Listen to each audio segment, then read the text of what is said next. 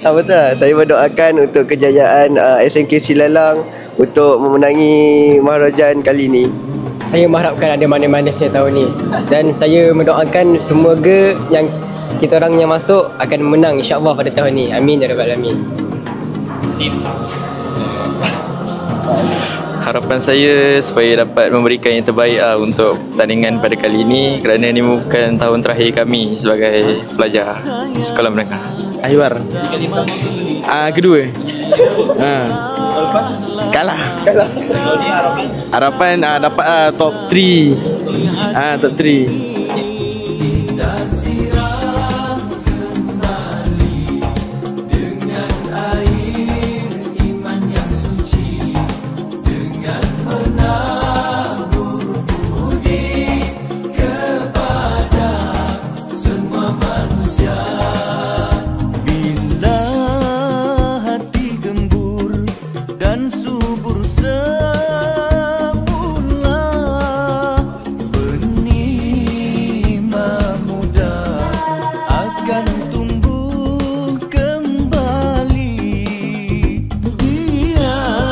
Kalimantan Sabah. Tilawah Quran. Johan. Daripada Kalimantan Sabah. Kalimantan Sabah. Qiraat Islami Bitaranum. Qiraat Sabi'i Bitaranum. Saya masuk Kalimantan Sabah. Top 3 insya-Allah.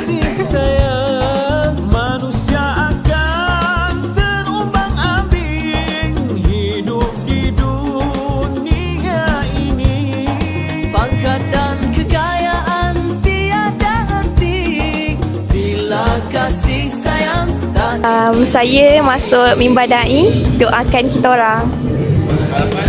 Harapan dapat top 3 lah, tapi 24 orang untuk lawan macam mustahil juga. Saya Awatif, saya masuk Qiraat. Harapan saya dapat mengekalkan nombor 1 tu.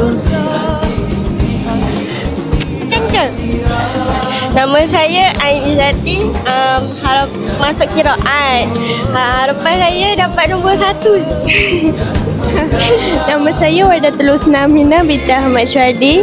Saya masuk pertandingan hafazan. Harapan saya dapat mewakili sekolah ke peringkat negeri.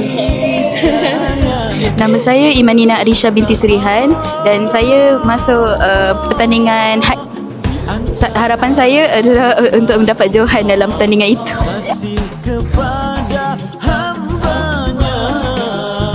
Allah sangat sayang kepada hamba yang berkasih sayang.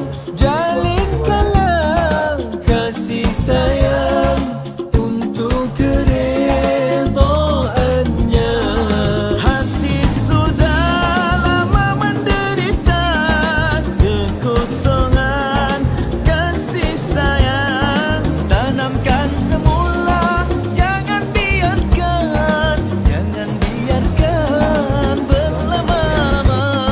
Sudah lama manusia hidup dalam derita lagi sengsara. Ayo kita suburkan semula, kasihkan sesama sama manusia.